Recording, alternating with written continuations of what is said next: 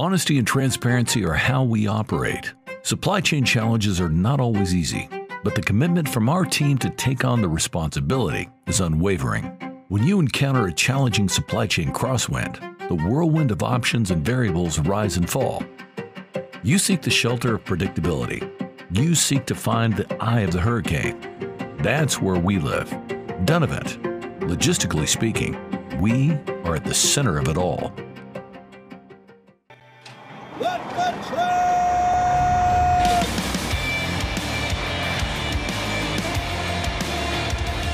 You are listening to What the Truck. Are you ready to truck it? I'm Dooner. It's time for your nooner. What am I doing today? We're Wednesday. We're the middle of the week here. What do we got on deck? What's happening? Today on the show, I'm talking to NASA's Dave Racewine about the quest to go supersonic. The agency aims to end a 50-year ban on supersonic travel by defining the thunderous sound of a sonic boom. We're going to learn all about that, how it's built, how it's moved around, logistics behind it. We'll get deep. The supply chain, it's getting litigious. Bed Bath & Beyond, they filed a $31.7 million suit against OOCL. And Convoy and DAT's battle moves forward in court. We got FreightWaves' Rachel Premack here to talk about it. Plus, we might even work through some wedding logistics. Super trucker Justin Martin, he brings the driver community perspective on speed limiters, ELDs, hydrogen tanker flares, poor strap work, a deadly dust storm, lumper appreciation week. Silence is deafening, and taunting opposing teams' fans. Let's tip the band, then we'll get right into it. Supply chain challenges are not always easy, but the commitment from the team at Donovan Logistics to take on that responsibility is unwavering. Donovan, logistically speaking, they're at the center of it all. Go and visit them at donovan.com. But in the meantime, let's visit with our editorial director. It's Rachel Premack. Hello, Rachel. Hey, how are you doing? How's it going? I saw you adjusting your corner as you build out your studio even more and more each time I see you. Yeah, I've got a microphone now. I have headphones. Have a fake tree or a fake plant from Wayfair. It's all coming together. Wait, Wayfair? So you didn't furnish your apartment at Bed Bath & Beyond, perhaps? I did not. Partially thanks to their lack of e-commerce, their dependence on brick and mortar, which we're about to get into right now. I heard Bed Bath, a lot of companies have gotten in trouble recently for going against their main consumer, going against their brand. And one of the interesting things I found before we even get into the suit, how they kind of found themselves here in this bankruptcy is they went against their own customer base. Their customer wanted products from KitchenAid and Roomba and these things. And Bed Bath & Beyond was like, oh, we'll like Amazon Basics this stuff. And that's not really how consumers want to buy it. Yeah, exactly. Like, if I'm going to Amazon, I'm going for, the quick, easy, cheap, don't have to think about it. If I'm going to Bed Bath & Beyond, we're talking weddings, that's the kind of place where I'm, registering for my KitchenAid stand mixer, or I'm going for my kind of like big, top of the line, big brand, big purchases. So yeah, I agree with you. They went against, I feel like for brands like this, it's like you gotta balance between what it is that my niches, but also trying to modernize and adapt to the modern era. And I feel like that's a really tough balance to strike. Bed Bath & Beyond, unfortunately, clearly did not strike that balance, but it's interesting kind of seeing different retailers try to navigate this. You bring up an interesting point, too, like something like the KitchenAid stand. It's such a wedding registry item because it's, $300, $400 stand mixer. It's an aspirational, like, kitchen kind of item for a lot of people. And a Bed Bath & Beyond version of that doesn't replace that. You need the actual KitchenAid one. Exactly. And I think it's $450 now. As someone, I was looking at it. It's either $350 or $450. I'm looking at it to register for it, and I don't know. Friday. Someone who really likes me has to buy that one. Black Friday, they're always around like $2.99 around Black Friday. That's a good time to target them. Best Buy Open Box, also a good one on that. You can get like $80 off it as long as that doesn't bother you. But this is a really interesting story. So Greg Miller, who reports that Bed Bath & Beyond, they filed for bankruptcy protection April 23rd. We all heard that. They're closing 475 stores. But what's really interesting is the COVID-era shipping era has gone into this. And during that, we said so many times, why don't any of these, or people asked, why don't shippers strike back? Why don't they go against the steamship lines? It's no secret that in this business, contracts aren't worth the paper that they're printed on. But this particular case, that's a $31.7 million suit against OOCL, is all about that. It's about not honoring MCQs, which were MQCs, minimum quantity commitments. Exactly. So, yeah, last week, Bed Bath & Beyond filed a claim with the Federal Maritime Commission against OOCL. They're part of the Chinese state-owned ocean carrier COSCO. They said, as you mentioned, that OOCL did not meet those minimum quality commitments in 2020 and 2021 during the peak of the supply chain crisis. As a result, Bed Bath & Beyond had to go to the spot market, or Bed Bath & Beyond claims they had to go to the spot market. This is all alleged by Bed Bath & Beyond in their suit. And as we all know, trying to secure capacity during the spot market during 2020 and 2021, that's 10x the normal rate. Containers were going for 20,000 per container, going from China to North America West during that time. So it makes sense that if a retailer was struggling with that they would burn through cash pretty quickly, and it would be a big issue, especially during the height of the supply chain crisis. Yeah, and Bed Bath & Beyond, big BCO, a company like them, they go to a steamship line and they say, hey, we need 50,000 TEUs moved on this lane and 10,000 moved on this lane. And those are their minimum quantity commitments, right? That's the agreement they meant. But what happens in freight all the time, this happens in ocean and it happens on land freight, is that when the spread between contract market gets too deep, either player is going to use the leverage on their side. And what happened here was, as you mentioned, it was like their contract may have been for I don't know exactly what it was, but it was probably between $1,000, $2,000 at most to move a container, where they had to go in that market and spend $20,000. Do you think they have any hope of winning this? And is this going to open the wound for other shippers to jump in on it? Because if you're still an active shipper, you still kind of have to worry about retaliation. There's only a few oligarch shipping companies that run all this.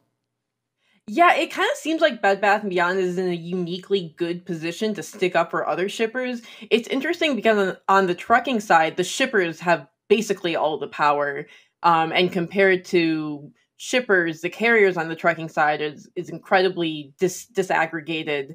But when we look at the ocean carrier side, there are, seemingly, I imagine, hundreds of thousands of shippers and only 7 to 9 big ocean carriers that they can rely on. So the fact that the ocean market is so tightly consolidated, especially in that Asia to North America type movement, as you mentioned, it really does make it hard for shippers to stand up for themselves. I think if they start pushing back on these ocean carriers, it could be a good move for them.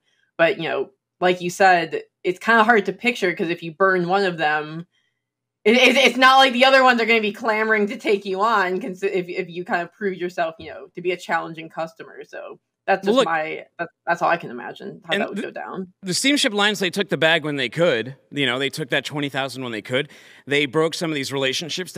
They caused these problems, but now we're in a much different market, and they've lost all their pricing power. Amazingly, they've lost all their pricing power. They're right back where they started in 2019. Henry Byers just put an article. He said, second half recovery, as we've been talking on in here. You can go and shred that. We're not seeing that anymore.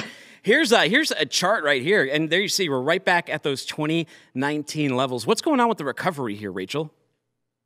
Yeah, so we've been talking, or rather, public executives have been talking on their first quarter earnings calls and their earnings calls at the end of last year, saying, "Oh, we're gonna, first half of 2023 is gonna be rough, but at the second half we're gonna come back. It's coming back, we promise." And it's looking at the data that Henry pulled out, that's really not, that doesn't seem so likely. One of the big areas that Henry highlighted was this idea of the job market. That's something that people really looked at. Oh, unemployment's so low, things are going well. But Henry kind of pointed out a few different data points. Job openings have declined. The amount of folks filing for unemployment has increased. there's a lot of sort of softness bubbling up in the consumer side of the economy that people have been ignoring, or maybe not. Maybe these executives aren't factoring into their projections for the second half of 23. So, looking at Henry's article, I think it seems like it's a bit of wistful thinking on the part of a lot of these public companies that they think that the second half of 23 is gonna be a nice rebound. Well, steamship lines, big gatekeepers to ocean capacity. DAT, big gatekeeper to inland capacity, trucking capacity. The big name out there, and there is a legal battle brewing, and it's getting really interesting. It's DAT versus Convoy. And this all started when DAT sued Convoy. Convoy was a DAT customer. They said DAT took trade secrets to build their own load board, so they sued them. And then Convoy countersued them and alleged that DAT has these monopolistic practices. And the judge is listening. What's going on here? Yeah, so our colleague JP Hamstead wrote about this earlier this week. As you mentioned, this legal battle has been brewing for just over a year. As you mentioned, DAT sued Convoy for allegedly using DAT's trade secrets to build its own load board. They said that Convoy had been building this load board as far back as 2020 when they were still working with DAT. Anyway, so last week we saw the first major ruling in this case at the federal level.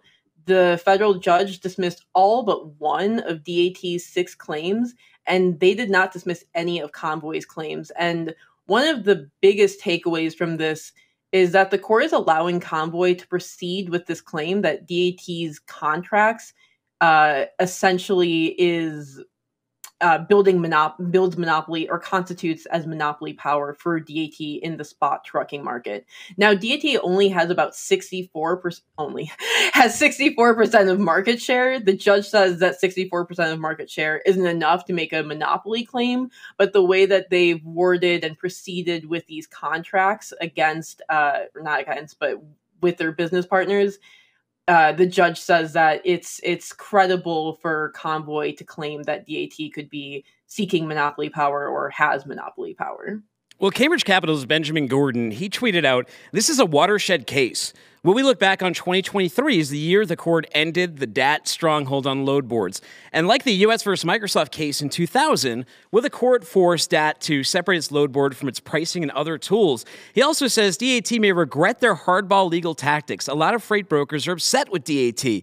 This case may give them an opportunity to speak up, and many of them are already doing so. You're hearing that on social media. Our own founder and CEO Craig Fuller said this could be the biggest antitrust case in freight tech since Comdata blocked competing fuel cards on their merchant network.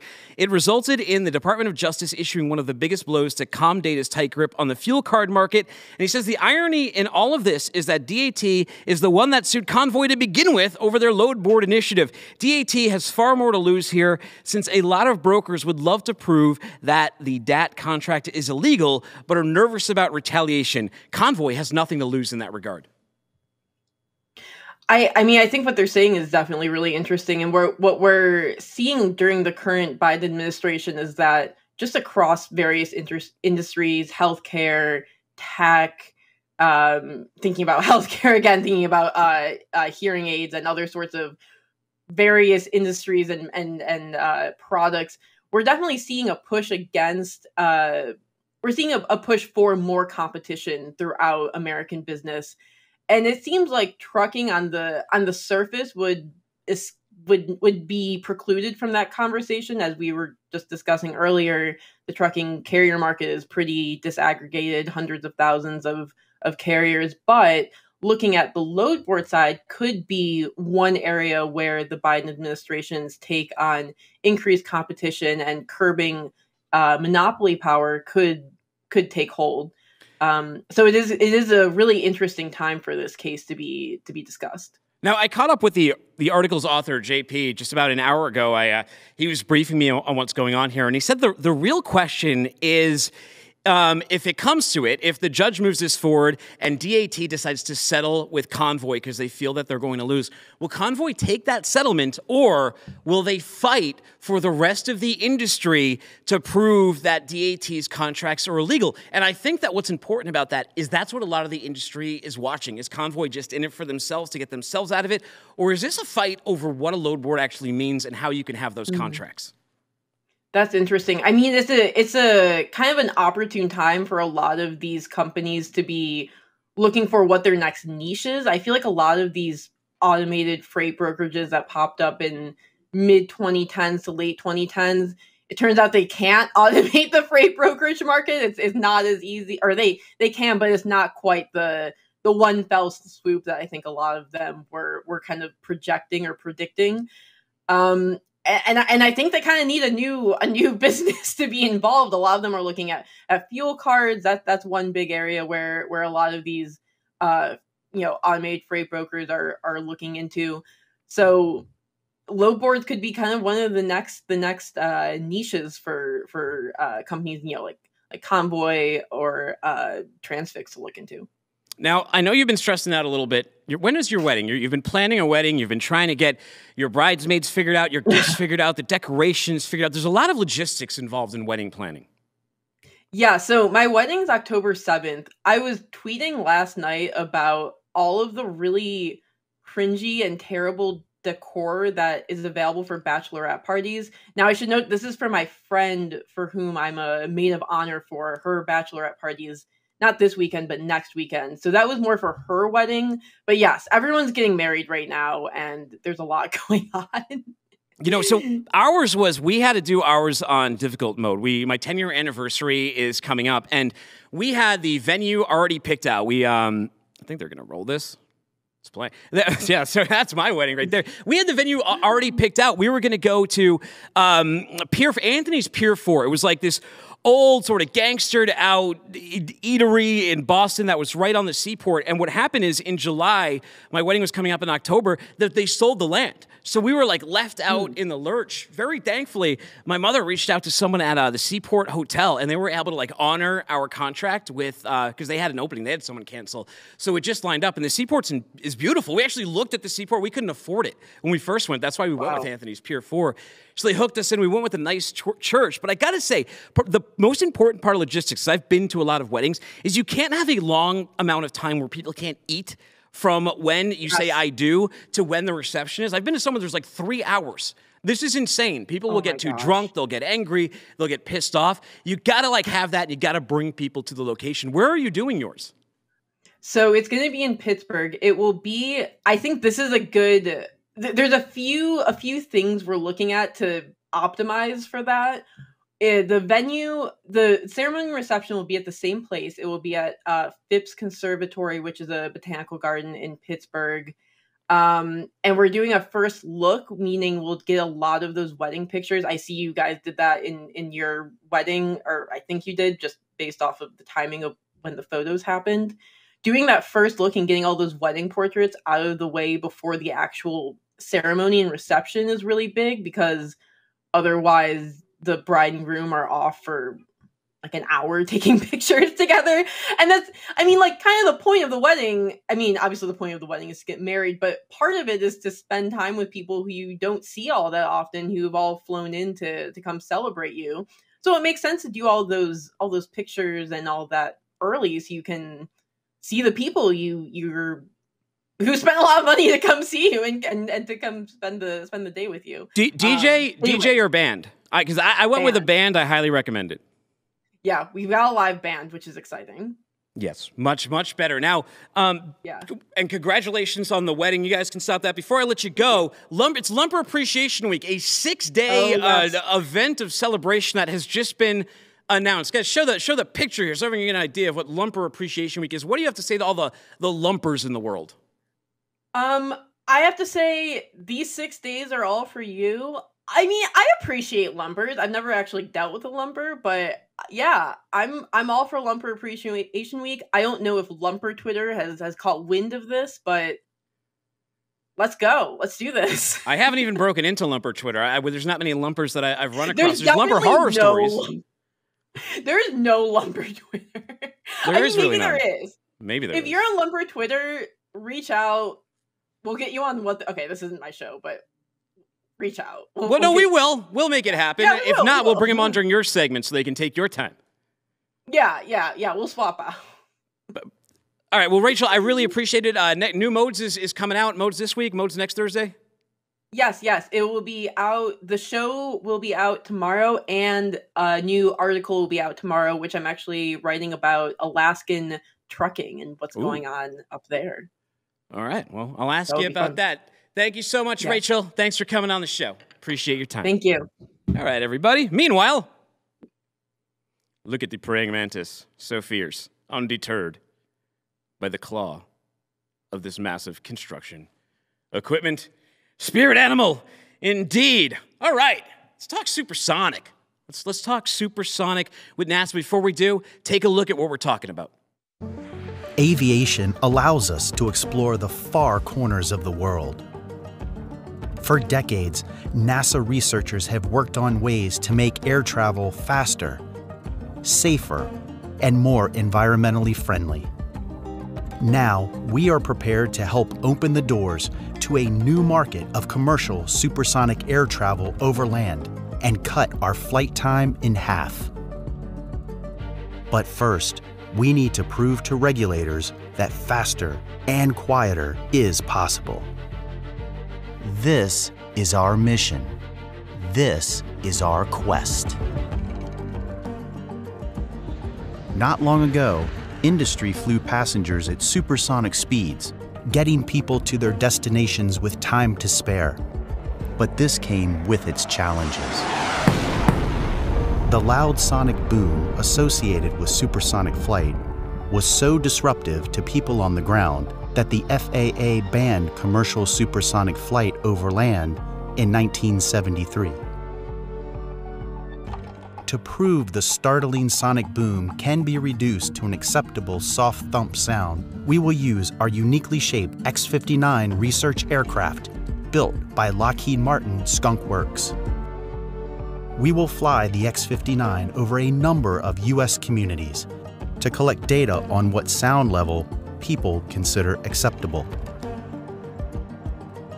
National and international regulators will then use this data to consider lifting the current bans on commercial supersonic travel over land. If that happens, our mission will be complete. Together, we'll make history. Together, we'll complete the quest. Very, very cool. Let's talk to Dave Richwine, Quesst Mission Technology Integration Lead at NASA, about this supersonic jet. Dave, thank you so much for coming on the show today. Can you hear me okay? Yeah, you sound great. All right, great. I had a few technical difficulties, but thank you. You sound clear as a sonic boom. Okay, well, hopefully not, but all right. Dave, that is your specialty. The only thing I know about sonic booms is that Guile in Street Fighter 2 does them. Can you tell us what causes a sonic boom? What is it? Well, the sonic boom would be from an airplane, as much like if someone fired a bullet from a gun and you hear that sonic boom, or that object going faster than the speed of sound. So essentially it's just the boom of the airplane, where the sound is not going as fast as the airplane at that point, and the molecules collect and you get that sonic boom. So what we're trying to do is turn that sonic boom into kind of a sonic thump by shaping the airplane a little differently. So on that video, they said this has been banned since 1973. So 50-year anniversary on commercial vehicles producing sonic booms. Can you share a little bit about that ban? How did that come about? Well, interesting enough, it's been a little over 75 years since Chuck Yeager flew the X-1 supersonically, and so it took about 25 years of research before they put the ban in place, and there was a lot of activities that went on in supersonic research. There were some tests in the 70s. One of the more famous tests was done at Oklahoma City, where there was a lot of complaints about that sonic boom, and then there was some noise restrictions put in place in the early 70s, and then the ban essentially came into effect in April of 73, essentially wanted them to work out the technologies, and people were complaining about the booms and such, and so in kind of response to the Concorde wanting to fly over land, that ban was put in place. How fast do I have to and go? Rightfully so. Well, I was going to say, how fast do I have to go to produce a sonic boom? Isn't that over like 700 miles an hour? Well, it depends on how high you are in the altitude, and the speed of sound changes depending on all those factors. But the altitudes that we want to fly, it's roughly around that. I think it's 670. Forget the exact number, but we're going to be flying 1.4 times that. So we're going to be flying around 925 miles an hour. So how long has NASA been working on this supersonic research for? Well, NASA and the Air Force have been working on it for almost 6 or 7 decades, really. But I'd say in the last 15 or 20 years, we've put a lot more emphasis in what I call this, getting the boom down to where we can fly supersonic flight over land. That's got to be part of the design, too. I was looking at that X-59. It's a very sharp, sleek jet. What goes into the design of that, and how does that create that, I believe you called it, what, a sonic thump? Right. Well, so essentially what we're trying to do is control that pressure wave that comes off the airplane and creates that sonic thump or sonic boom, which we want to turn into a sonic thump.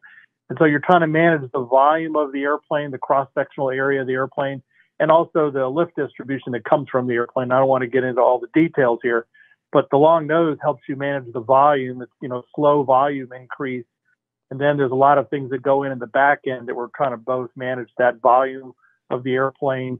So it's you get a smooth pressure wave over the airplane versus that larger pressure wave or series of pressure waves that turns into what we call an N wave that creates that sonic boom. So we're trying to create something that's more gentle, that is really a sonic thump that does not, bother the general public.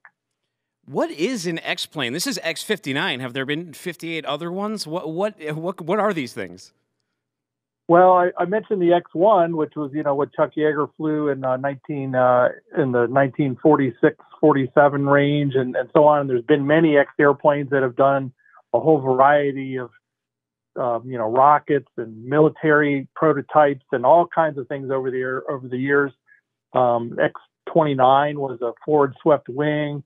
I mean, it goes on and on. So X-planes are really one-of-a-kind airplanes that are used to look at a certain research goal or a certain specific thing, a purpose-built airplane. In this case, our purpose is to, learn about the design of the airplane, and that, we can design an airplane and use those tools to make a low thump airplane. And then following that, we'll use this airplane as a tool to help us get the data that we need to help, get for the regulators that we want to move forward on.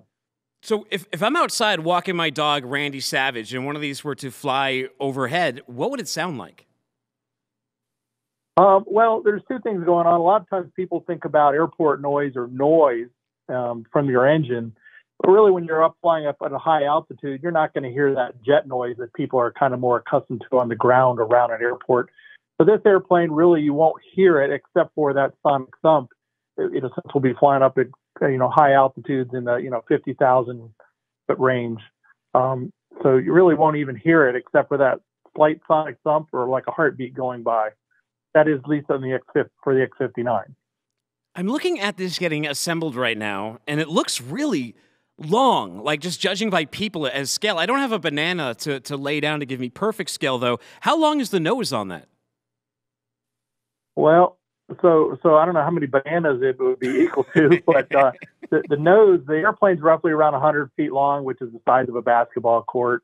And the nose is about 38 feet, which is, roughly around a third of that. So yeah, the nose is a very gentle and long nose. And again, that's to get that slow ramp up in pressure so that you don't create a shock wave from the front of the airplane, or you create a very weak one. So what are the goals of the mission? Is it just proving to regulators that you can fly that fast and that high while only creating a thump, or what else goes into it? Well, so it's kind of what you just mentioned, though. Some of the goals that we talked about in this first phase is to show that we can use our tools to build a low boom airplane that can fly safely around the national airspace. And so the first phase is really about designing and building that safe airplane. And then during phase 2, we want to go out and fly over the test range at NASA Armstrong at Edwards Air Force Base, just to prove that all this technology works as we designed, and it works in real atmospheric conditions. So we understand basically all the physics of the problem. And then we want to use this airplane as a tool, essentially to go out and get that community response data. So we might fly over your house, for example, and you would get surveyed and say, how did you feel about that boom? Did you hear it? And so obviously the objective is, in our case, is ultimately we don't want people to hear that sonic boom. But in the case of doing surveys, we would create louder booms so that we could create a threshold that future designers could design to. Interesting. Now, this manufacturing has me curious now. So are these already built? How many are there? And what sort of goes into the production here? It looks pretty intensive with your team. Yeah, very intensive. So, many X airplanes have had sister aircraft. Some have not. This is just a one-of-a-kind airplane. So we have one X-59, and we have spent the last couple of years building the airplane. Last 6 months have been a lot of wiring and checkouts, and we're just entering a phase where we're doing powered checkouts. So all the airplane is built, the wires are in, all the systems are in the airplane. I mean, it's looking like a really cool airplane that's ready to go. Just we have to do some integrated testing and go out and do some more testing out on the ramp, some engine tests and so on. So we're really in that final phase of checking the airplane out, and we really hope to have the airplane first flight by the end of the year. What goes into that testing? Because I was looking through some of your videos, and I was watching some on the simulation that goes into it, and the very famous wind tunnel that you have that you put this through. And obviously now you're doing some flying. Tell me about this testing phase. So some of the testing has been a lot of wind tunnel testing that we use to validate our systems and the performance of the airplane and the sonic boom of the airplane and so on. So there's been a lot of wind tunnel tests, also a lot of simulation work. Again, we have a simulator that flies just like the airplane. So this simulator would allow us to go and replicate, how we're going to fly the airplane and all the different flight systems in the airplane. But then the testing that I've been really referring to now is more like ground testing. Making sure the gear works right, making sure our forward vision system works correctly, making sure the hydraulics and electrical and all the cockpit displays. Then we want to go out onto the ramp and start doing like engine testing and high-speed taxi tests to make sure the airplane's working like we planned. So a lot of different types of testing that have gone along the way to contribute to the overall mission. What's been the public opinion on this? What kind of feedback are you getting, and what kind of results do you want to give to the public? Well, I think the key thing is the results that we're trying to give to the public is, I think that from a technical perspective is that we want to have a tool. This airplane is going to be a tool that we can go get community response data and provide this to the regulators moving forward. But, I think, we also have to think about, we want society to be excited about the NASA work that we're doing. I mean, we're doing some really fun work, and, sometimes we go to these air shows and things and talk to the kids, and it's really that STEM engagement thing, I think, is a really important aspect of that. But eventually we want to go out to the public and expose them to these sonic thumps and get their opinion as to how we move forward with the regulators to hopefully remove this ban, so that in the future you and I could be flying across the country in half the time, or across the Atlantic or Pacific in half the time that we do right now. Oh, yeah. Concorde style, right? Well, what happens to all this data that you collect? Where is it going to? So we work with the FAA and what's called ICAO, which is one of the regulatory agencies for international regulatory agencies. And so we work with them and get the data. So with the data that they're looking for is the sonic boom levels and looking at the community response to those. And so it's a lot of ground measurements and statistics that go along with this, in addition to the community response. So, we may fly over your house and you may say, oh, I didn't even hear that boom, but, I've heard them over the last couple of days and I feel this about those sonic thumps. And so we take all that data and give it to the regulators, and then it helps them set a standard for either sonic boom levels in the future or how the path forward that they want to take. Are we limited by tech on because this is a very specialized airplane, it has to look a certain way. Could you apply this to a commercial airliner like a 767 or something, or a cargo plane?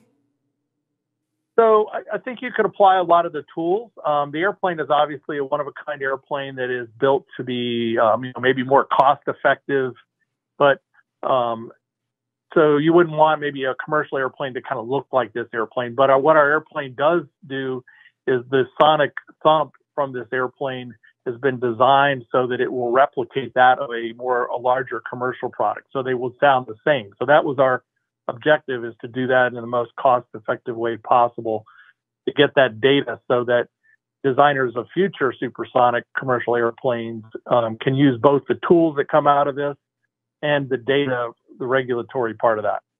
So what's next? Are you pretty confident that we can get past this ban? We can defy the speed of sound with a sonic thump? Well, I don't know we're defying the speed of sound, but I do believe, we put a lot of work in this, and I think our tools are such that we believe we can do it. It's just we really need to understand all the atmospheric effects. The atmosphere does a lot of interesting things to the sonic booms as they go through the atmosphere. And so we really feel like we need to understand all that and not just have it work in perfect conditions, but work in all those imperfect conditions and weather conditions. And, all those things, we need to make sure that we have a robust solution moving forward. Now, Dave, before I let you go, I ask everyone from NASA this, always curious, my own little personal head poll. What is your favorite space movie? My favorite space movie? Oh, man, I got a couple, but I think I like Apollo 13 and Mars. And, both of those, really had the strong technical kind of like the geeky engineer thing going, but also just the sheer difficulty of the problem and the teamwork that was involved. And, I think watching both of those movies kind of got me excited a little bit. Yeah. Yeah, I love The Martian. They're going to science the S out of it. That's the best part of that film right there. A lot of people from NASA picked The Martian. Apparently, that's at least somewhat realistic of what life may be like on Mars. Were you an astronaut? Yeah, I mean, Apollo 13 is a little older, but I think it just had a lot of, just the sheer problem that they had to endure is quite interesting as well. Maybe for the older group. I don't know. Yeah, no, I hear you. Very, very cool. Dave, I appreciate it so much. Thank you for coming on. People who want to learn more about NASA's Quesst mission, where can I send them to? Well, we have a Quesst mission site on NASA and ARMD, and there's a lot of good information there, a lot of good graphics information, and STEM thing for the kids and teachers as well. Very nice. I hope to see you one of these X-59s at the Chattanooga airport one of these days. Keep up the good work, NASA. Happy to have you on anytime. Take care. All right. Well, thank you very much. Appreciate it. Good stuff. All right, everybody. Elsewhere. Let's see what's going on here. Don't you love playoff hockey? Look at this guy with the devil mask on, waving at the Bieber brothers. Or these are the Paul brothers right here. Look at him. He's calling him an a-hole. How can you call someone an a-hole? That's just funny. Like, you go in an opposing team stadium, there's a guy dressed like a devil at a Devils game. It's Game 7, you lose, you get waved at. A lot of sucker punches, too. Look, Ranger fans. Living up to your reputation out there. Sad to see it. Let's talk to Super Trucker. Let's ring the horn. What's up, man? Love it. You go to those Eagles games. You ever get into any fan altercations? What are your thoughts? Fair or foul? Game 7, dressed like a devil, not touching the guy, just a little wave goodbye. No touching is fine, but with alcohol involved, that can change very quickly. All the Eagles games I've been to, everyone's been pretty well behaved. The crowd I go with, we're upstanding citizens, so we do our best to behave ourselves and represent our city in the best light possible. I've been to multiple Jets games, and most of them have not been at the Jets stadium. Like, I went to one in Oakland, and I saw a group of Jets fans fighting it. They were not fighting Raiders fans. They were beating the ass out of each other. And then I saw another one in San Diego, the Chargers. And again, some Jets fans some guy in a Curtis Martin shirt was punching the hell out of some guy in a Vinny Testaverde shirt. The meanest crowd I've seen in person in a Philadelphia game was the Phillies. The first Phillies game I went to, I can't even remember what game it was, but the crowd in front of us had like a couple of fans from the opposing team, and everybody in the crowd wanted them dead. Dangerous. Well, hey, we do have a serious clip to look at here. This was a tragedy that happened over near Springfield, Illinois. Roll the tape. There's this big dust storm here. Justin, what are we looking at? So apparently they're still digging into this, but what we know for now is that I guess farmers were recently clearing the fields, and the conditions are dry. The winds are really high. Big dirt storm, rushes across, and it was like 30 miles long. Zero visibility conditions, 30 commercial vehicles involved, 40 cars, 2 semis caught fire, 7 people are dead. They first reported it as 5, and now it's up to 7 now. But me personally, until we see more data coming out of this, to me, it's just all the hallmarks of what's wrong with trucking right now.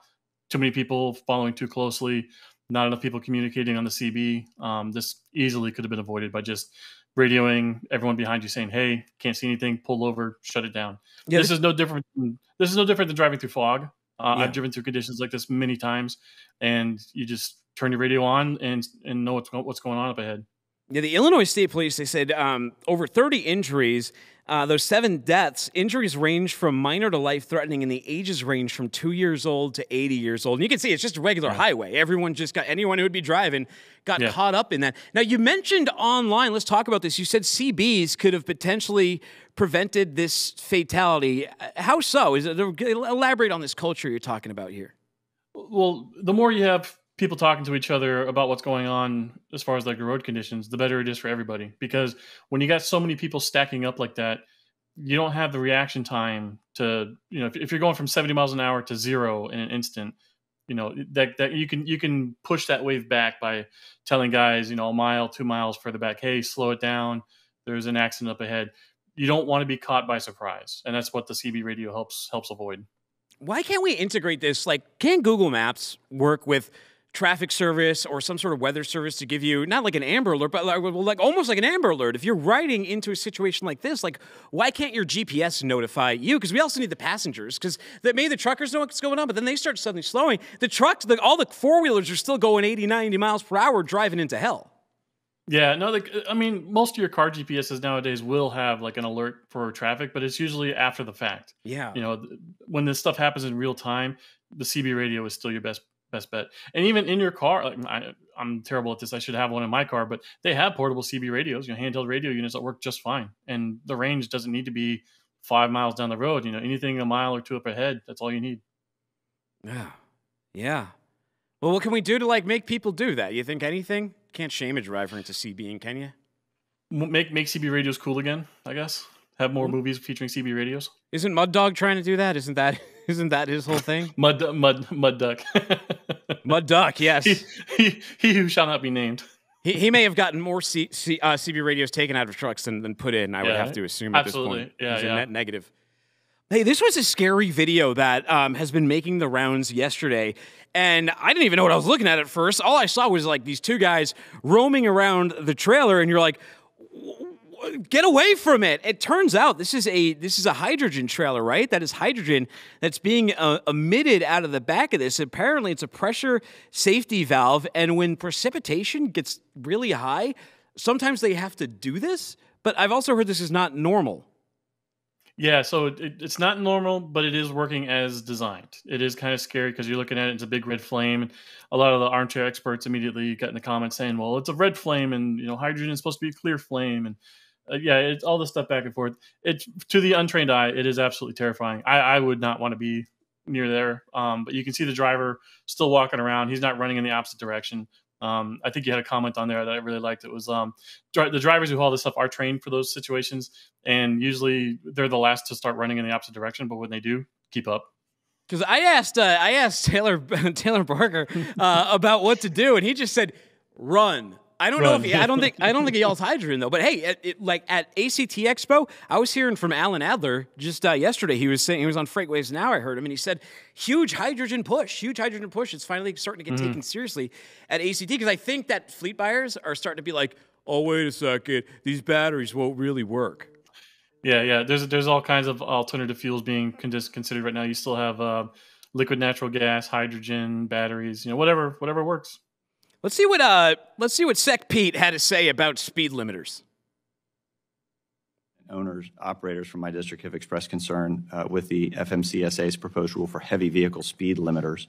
Time and again, data suggests that it's a complicated factor about the causation of truck passenger accidents, not to mention that the rule could be particularly harmful to small business owners.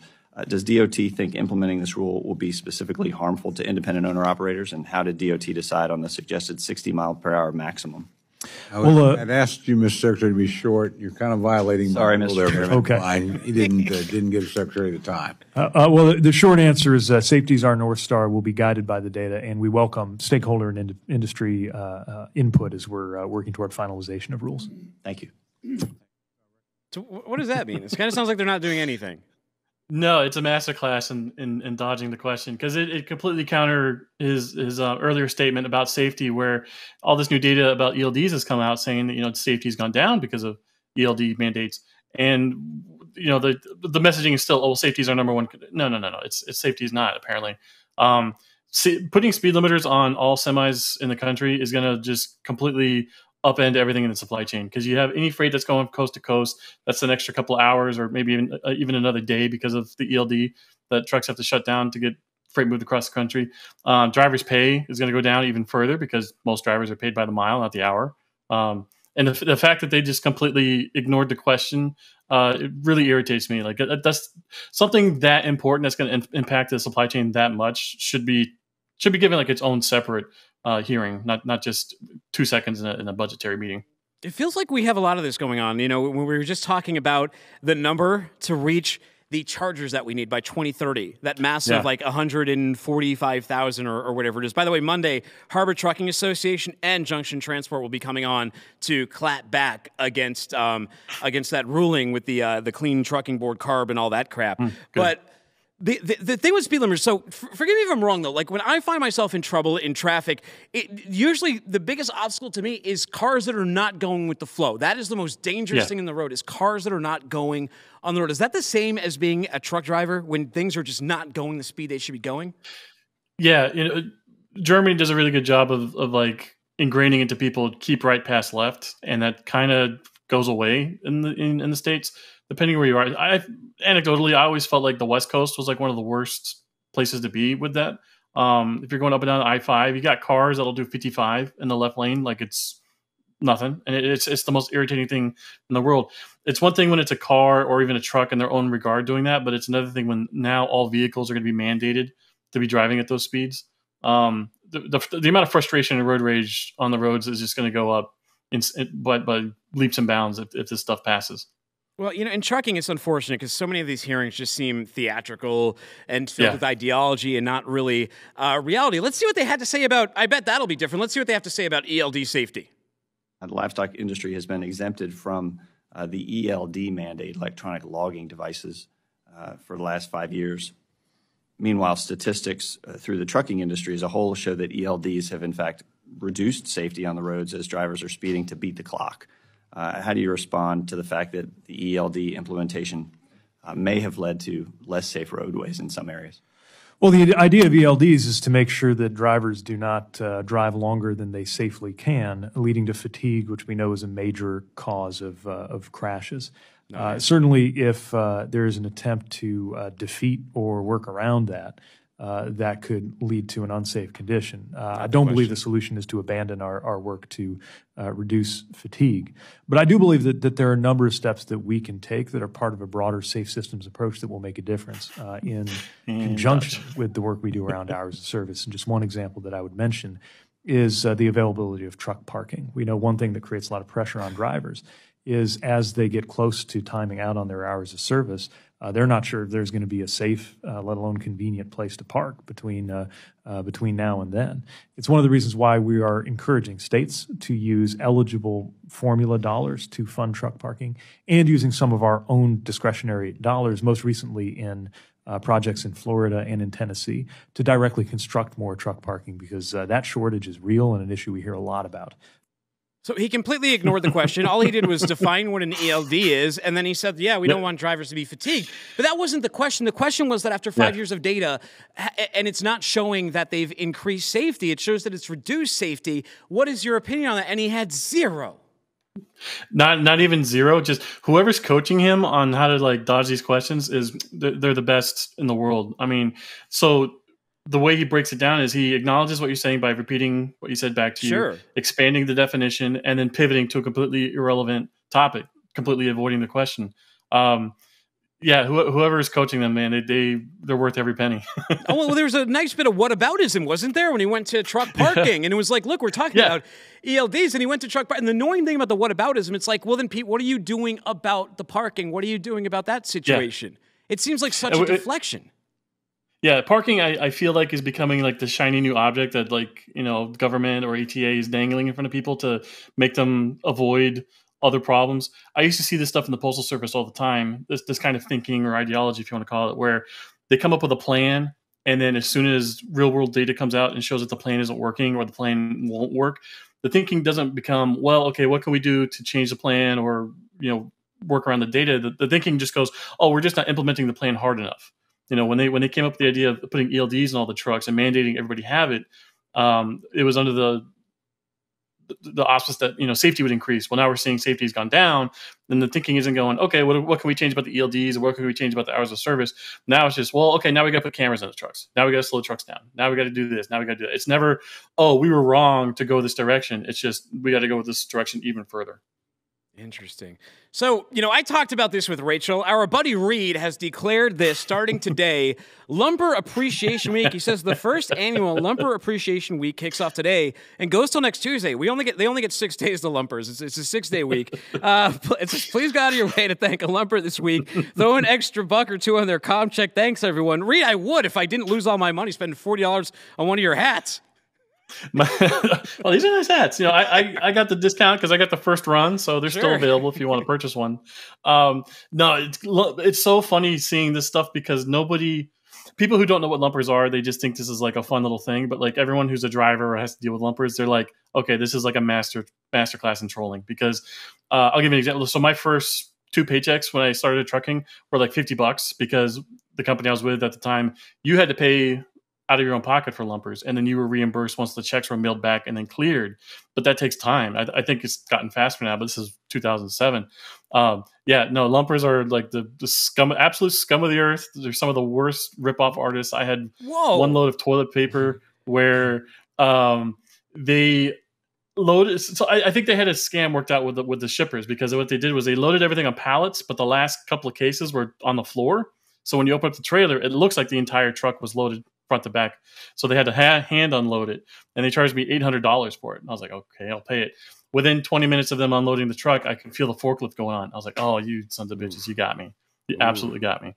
Well, Nathan Upchurch. So happy Lumper Appreciation Week. Nathan Upchurch says cater lunch to your favorite CNS facility to show you really care. Yeah, then have the office eat it. Will they go and lump? Yeah. Sort of like how truck driver appreciation works.